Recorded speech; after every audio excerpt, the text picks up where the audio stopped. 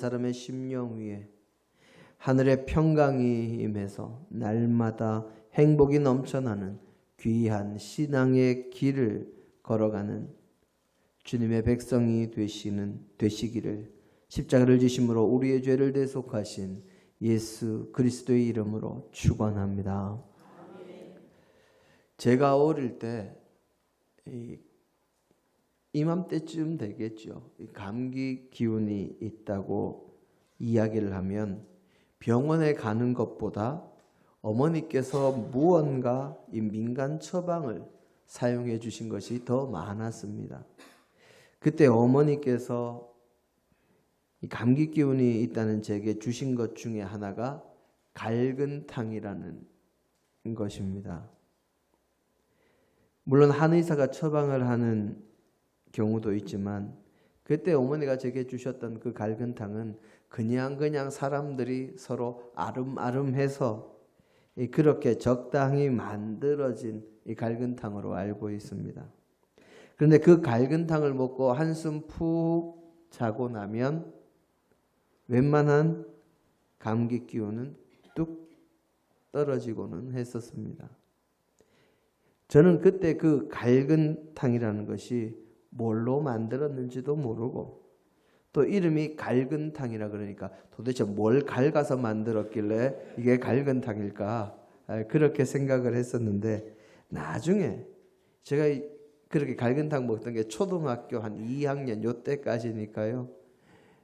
그 이후에 나중에 그 재료가 뭔지 알았습니다. 그 재료가 뭡니까? 예, 그렇습니다. 칡뿌리입니다. 칡, 갈자, 뿌리, 근자. 그래서 갈근탕입니다. 그것을 주재료로 다른 약재들 몇 가지 더 넣어서 만든 것이 갈근탕이지요. 지금도 인터넷에 갈근탕의 효능하고 치면 이 감기와 몸살 기운 그리고 목감기 이런 것에 아주 특효가 있다고 그렇게 쉽게 찾아볼 수가 있습니다. 그런데 이 칡 지금도 산에 가면 흔하게 볼 수 있고 가끔은 도로까지 이 산 옆에 있는 도로에서는 산에서 칡넝쿨이 자라서 도로까지 나와 있는 것을 흔하게 볼 수 있습니다. 그런데 이 칡과 관련한 한자말이 있지요. 바로 갈등입니다. 오늘 설교 제목에도 있지요. 이 갈등이 무슨 뜻을 나타내는 말입니까? 이 갈등을 국어사전에서 찾아보면 이렇게 기록이 되어 있습니다. 개인이나 집단 사이에 의지나 처지나 이해관계 따위가 서로 달라서 적대시하거나 충돌을 일으킬 때 그것을 이르는 말이라고 그렇게 기록되어 있습니다. 사실 갈등은 칡, 갈자, 등나무 등자 해서 칡과 등나무를 의미하는 말입니다. 이 두 가지가 합해져서 갈등이 된 것이지요. 그런데 왜 칡과 등나무가 함께 쓰인 것만으로 서로의 의견이나 이해관계가 달라서 서로 적대시하고 충돌을 일으킨다 하는 뜻으로 바뀌게 됐을까요? 그것은 칡과 등나무의 이 생태적인 특징 때문입니다. 칡은 자라면서 나무나 기둥을 만나면 이 왼쪽에서 오른쪽 방향으로 감고 올라갑니다. 그런데 등나무는 또 이 나무나 기둥 같은 걸 만나면 그 반대로 오른쪽에서 왼쪽으로 그렇게 감고 올라갑니다. 서로 감고 올라가기는 올라가는데 방향이 정반대입니다. 하나는 이쪽으로 오르고 하나는 이쪽으로 가니까 이렇게 부딪히지요. 그래서 따로 있을 때는 괜찮은데 그 두 덩굴이 만나게 되면 서로 이리 감고 저리 감고 서로 완전히 얽히고 설켜서 도저히 풀 수 없는 그런 상황이 되고 맙니다. 그래서 그것을 비유해서 갈등이라고 서로 다르고 또는 반대되는 입장을 가진 모습을 식물에게서 찾아서 사람들의 삶을 나타내는 말로 사용하기 시작한 것이 바로 이 갈등이라는 말의 유래요 원뜻이 됩니다. 이 갈등이 어떨 때는 사람이나 집단이나 서로 발전하는 계기가 되기도 합니다. 서로가 서로의 생각이 다르고 의견이 다르고 이해관계가 다르니까 각자 자신이나 자신이 속한 집단의 이익을 위해서 노력하고 상대를 설득하기 위해서 또 노력하고 하다 보니까 서로 발전하는 계기가 될 수도 있습니다. 그런데 이 갈등이 가장 좋지 않고 파괴적으로 나타나는 것이 바로 전쟁입니다. 요즘 우리들에게 가장 자주 들리는 전쟁의 소식은 지금도 진행되고 있는 러시아와 우크라이나의 전쟁이 아닙니다. 러시아와 우크라이나의 전쟁도 이 곡물값이나 기름값 같은 것으로 우리의 일상생활에 여러 가지 영향을 미치고 있는 것이 사실이지만 요즘 최고의 이슈는 바로 이스라엘과 하마스 간의 전쟁입니다. 연일 국제적인 뉴스로 세계의 관심이 집중되어 있는 사건이기도 하지요. 이번 전쟁에 한해서 전쟁의 시작을 살펴보면 하마스 쪽에서 먼저 로켓 공습을 했고 그것이 발단이 돼서 이스라엘의 보복과 또 그에 대한 또 다른 보복, 또 그에 대한 보복 이렇게 해서 계속 이어짐으로 결국 이스라엘과 이 하마스 간의 갈등이 전쟁으로 드러나게 된 것입니다. 수많은 한국 사람들, 특히 우리 기독교인들, 이들은 이 이스라엘과 팔레스타인과의 갈등이나 전쟁을 보면 심정적으로 누구를 응원합니까? 심정적으로 누구 편입니까? 대부분의 교우님들은 이스라엘 편입니다. 도대체 왜 팔레스타인 사람들, 저 이슬람 교도들은 왜 매번 이스라엘을 공격하는가 하는 의문을 가지고 그들을 나쁜 사람들이라고 그렇게 생각하기가 일쑤입니다. 그런데 이스라엘과 팔레스타인 사람들의 전쟁도 결국에는 갈등이라는 그 프레임으로 보면, 그 틀로 보면 쉽게 서로의 입장을 이해할 수 있는 눈이 열립니다. 그렇게 서로의 입장을 이해하게 되면 마침내 화해와 상생과 공생의 길이 열리는 초석이 놓이게 되겠지요. 이스라엘 사람들의 입장은 우리가 잘 알고 있습니다. 이스라엘 사람들은 하나님께서 이스라엘 민족에게 주신 땅, 그 가나안 땅에서 살다가 우상 숭배로 인해서 하나님께서 치셔서 나라가 망하고 이방의 포로로 붙잡혀 갔습니다. 그것이 주님 오시기 전 586년, BC 586년에 일어난 일입니다. 그 뒤로 포로 귀환을 통해서 다시 성전과 예루살렘 성벽을 쌓기는 했지만 그 이후로도 오랜 세월 가나안 땅, 이 팔레스타인 땅에는 제대로 된 나라를 세우지 못하고 전 세계로 이스라엘 백성들이 흩어져 살다가 2차 대전이 끝난 후인 1948년 5월 14일에 팔레스타인 지방, 이 가나안 지방의 예루살렘을 중심으로 영토를 가진 나라를 세우고 그것을 세계 곳곳에 공포를 합니다. 그것을 인정하지 못하던 주변 이슬람 국가들과 사이에서 벌어진 제1차 중동전쟁에서 이스라엘이 승리해서 지금의 이스라엘 땅을 차지하고 이스라엘이라는 나라를 유지하고 있습니다.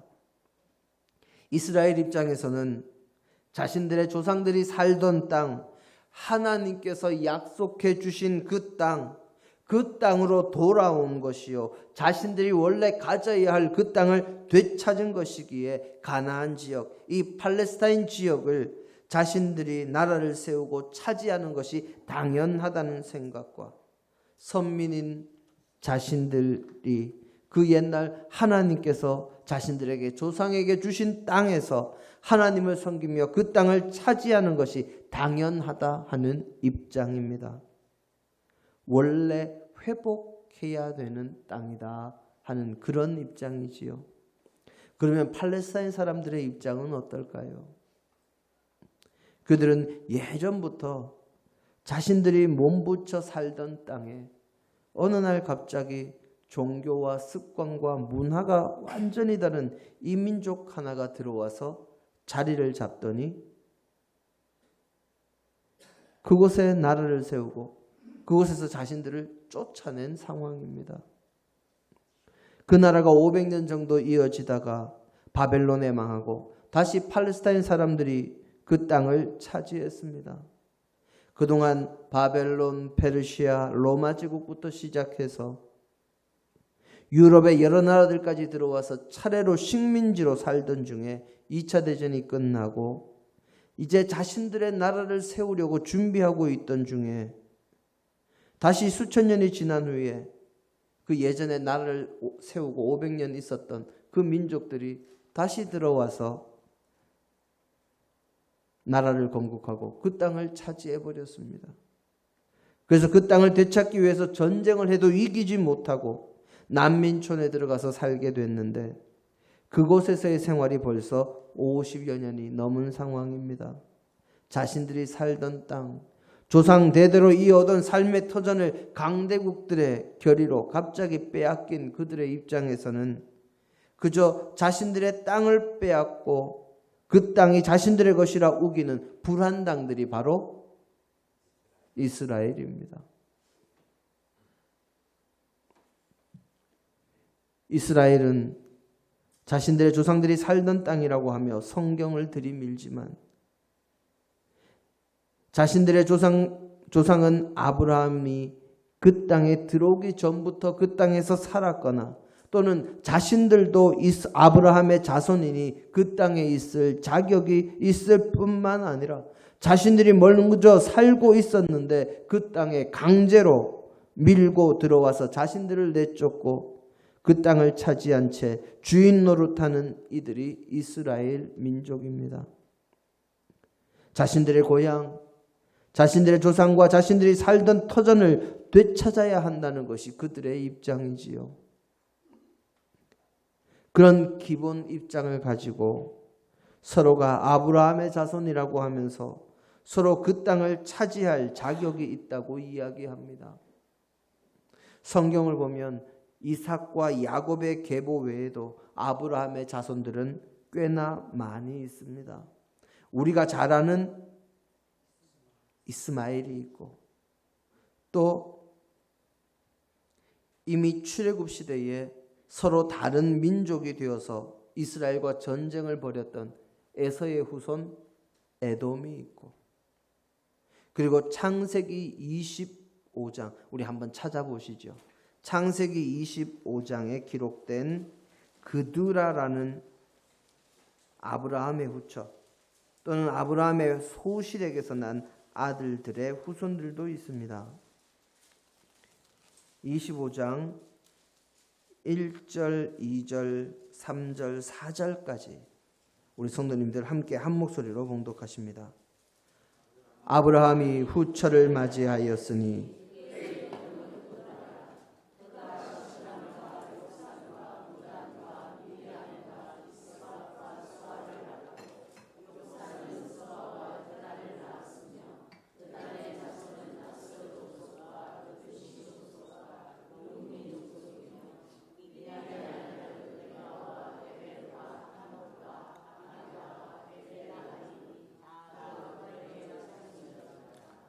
아멘. 자손들이 참 많지요. 그런데 그 중에 눈에 띄고 우리한테 익숙한 이름이 있습니다. 아수르, 미디안. 그들도 아브라함의 자손이라는 거지요. 그들의 후손이 팔레스타인 땅에 살고 있었으니 그들도 그 땅의 소유권을 주장할 만하고 오랜 세월 그 땅에 몸붙여 살았으니 자신들의 땅을 빼앗겼다는 주장도 충분히 일리가 있는 주장입니다. 며칠 전에 하마스와 이스라엘의 전쟁에 대한 우려를 이야기하며 유엔 사무총장이 이런 입장에서 이스라엘이 점령했다라는 이 점령이라는 단어를 썼다가 유엔 회의석상에서 이스라엘의 거센 항의를 받은 것이 뉴스로 보도되기도 했습니다. 이런 상황이 바로 갈등의 상황입니다. 이런 문제를 어떻게 풀어야 할까요? 도무지 서로의 입장과 견해차가 커서 중재도 어렵고 화해도 어렵습니다. 서로가 아브라함을 조상이라고 고백하고 있는 상황에서 서로 자신들이 그 땅의 정당한 주인이라고 주장하며 입장의 차이가 아주 극명합니다. 그래서 지금까지 수십 년을 계속해서 싸우고 잠잠하고 싸우고 잠잠하고를 반복하고 있는 것이지요. 우리는 이런 상황에 해결책을 성경에서 찾을 수밖에 없습니다. 서로가 아브라함의 자손이라고 하니 그들은 서로가 형제요 자매입니다. 오늘 우리의 본문 말씀은 형제가 어떻게 살아야 하는지에 대한 내용을 우리에게 가르쳐주고 있는 말씀입니다. 하나님께서는 다윗이 지은 시편 성전에 올라가는 노래인 오늘 우리의 본문 말씀을 통해서 사람들이 서로 간의 갈등을 어떻게 풀어야 하는지, 서로가 어떤 자세를 가지고 살아야 하는지를 우리에게 가르쳐 주시고 계십니다. 우선 우리가 성전에 올라가는 노래라 하는 오늘 우리의 본문의 시편에 붙어 있는 표제를 한번 생각해 볼 필요가 있습니다. 성전에 올라가는 노래. 당시 언덕 높은 곳에 있던 예루살렘 성전에 올라가며 부르는 노래라는 것이지요. 성전에 올라가면서 이렇게 노래합니다. 형제가 연합하여 동거하는 것이 선하고 아름답다. 그렇게 노래하면서 나간다는 것이지요. 하나님 앞에 나아가면서 형제와 연합하는 모습을 가진 것이 좋다고 오늘 우리의 본문은 가르치고 있는 것입니다. 또 성경은 우리들에게 믿음의 사람이 어떤 삶을 살아야 하는지를 가르쳐주면서 이런 것도 이야기하고 있습니다. 마태복음 5장 23절로 24절의 말씀입니다.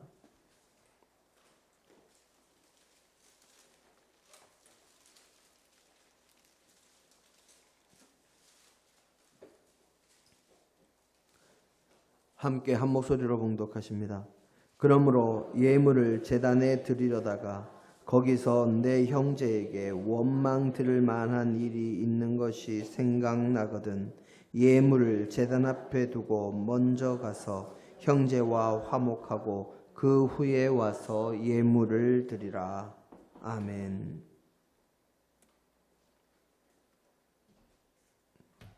나를 원망하고 나를 미워하고 나에게 악한 마음을 품고 괴로워하는 이웃, 나의 행동으로 힘들어하는 이웃 형제가 있다면 그들에게 먼저 가서 화해하고 하나님 앞에 와서 예배를 드리라고 예수님은 말씀하고 계십니다.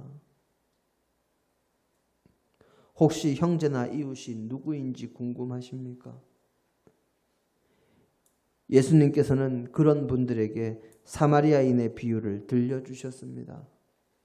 예루살렘과 여리고 사이의 길에서 강도를 만나 두들겨 맞아서 성경에서는 거반 죽게 되었다 이렇게 되어 있는데 뭐 반쯤 죽은 거나 거의 죽기 직전이나 거기서 거기지요. 그런 사람이 길에 누워 있었습니다. 이스라엘의 모든 사람들에게 존경받는 종교 지도자, 제사장, 그리고 성전에서 봉사한 레위인, 그들이 왔다가 그를 보고 그냥 지나쳐갑니다. 하지만 이스라엘 사람들이 미워하는 지금의 팔레스타인 사람, 하나님을 믿는 믿음에서 벗어난 다른 종교를 섬기는 사람, 다른 민족과 혼혈이 되어서 이방의 민족이라고 할 수 있는 사마리아 사람이 그 강도 만난 사람을 도와주었습니다. 그 이야기를 하시고 누가 나의 이웃이 되겠는가 하고 물었던 율법학자에게 주님께서 되물으십니다. 누가 강도 만난 자의 이웃이 되겠느냐? 가난한 자, 약한 자, 어려움에 처한 자, 그들을 도와주면 돕는 사람이 그들의 이웃이 되는 것이요, 그들과 함께하는 것이 하나님의 뜻입니다. 거기에 주님께서는 이런 말씀도 주셨지요. 우리 마태복음 18장 35절 말씀 함께 보실까요?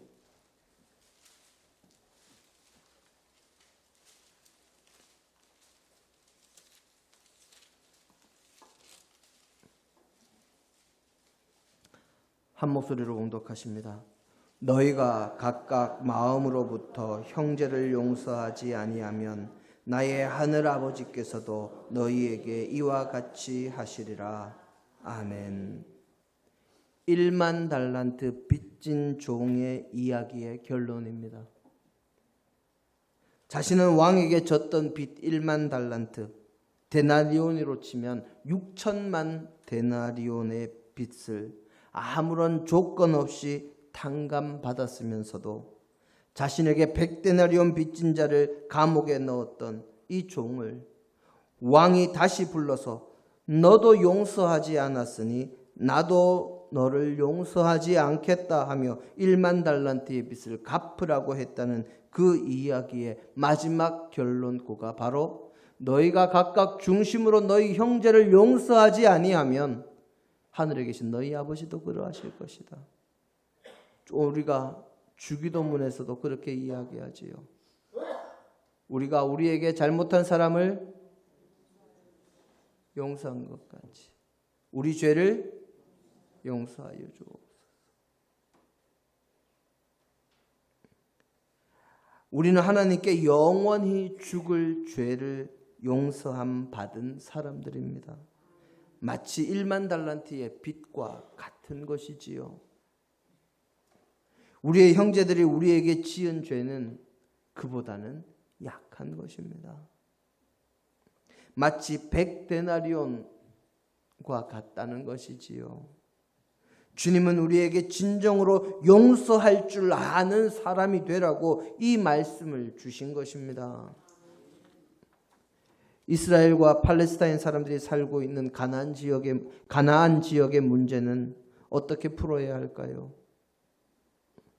여러 가지 방법이 있겠지만 인간의 방법으로는 안 됩니다. 오직 하나님께서 주시는 은혜와 용서로만 이 문제는 해결이 될 수 있습니다. 뿐만 아니라 세상의 수많은 전쟁과 갈등과 여러 가지 다툼이 끊이지 않는 이유는 서로의 입장이 다를 수밖에 없기 때문이지요.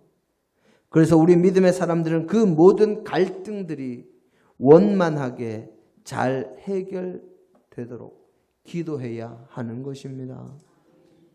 이스라엘과 팔레스타인 주민의 갈등은 서로가 서로에게 양보와 함께 공존하기 위한 방안을 모색하지 않는다면 해결하기가 어렵습니다.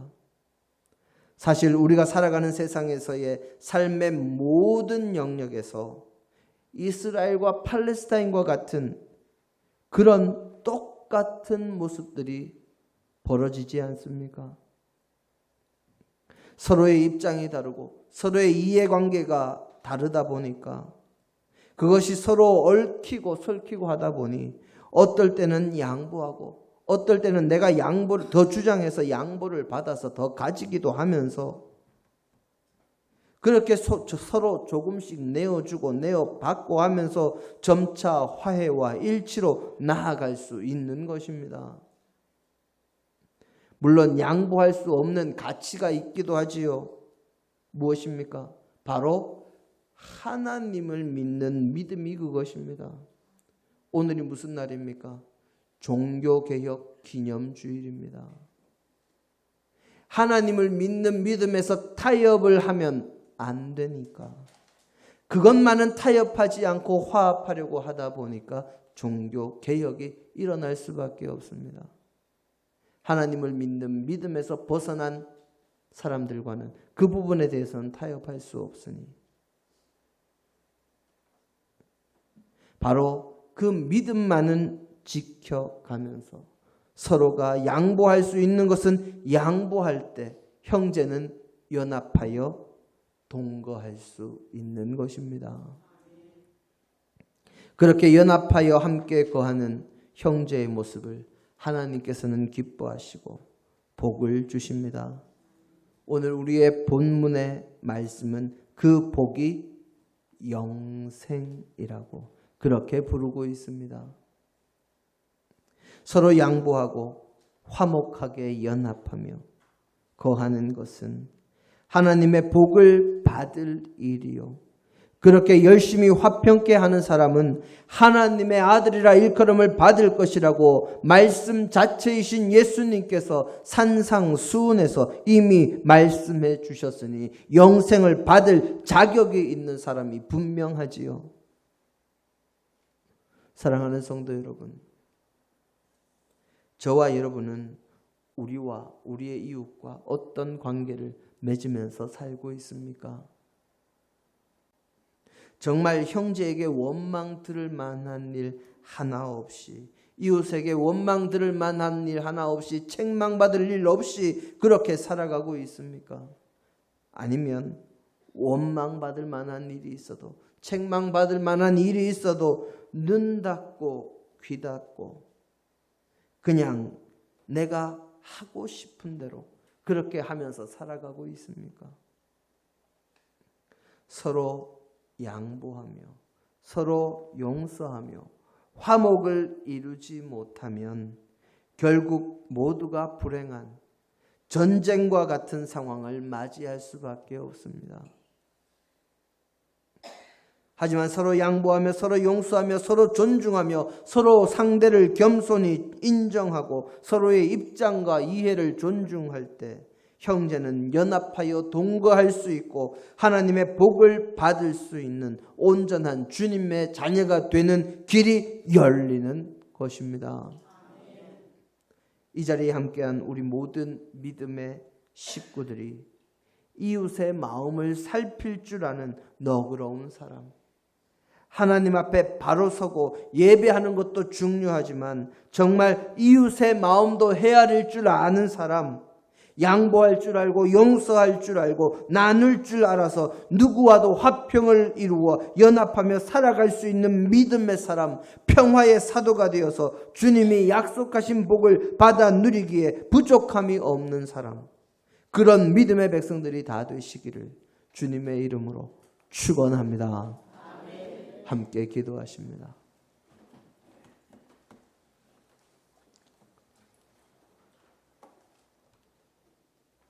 사랑의 주님, 사랑하게 하시고 용서하게 하시고 양보하게 하시고 상대를 존중할 줄 알게 하시고 이해할 줄 알게 하옵소서.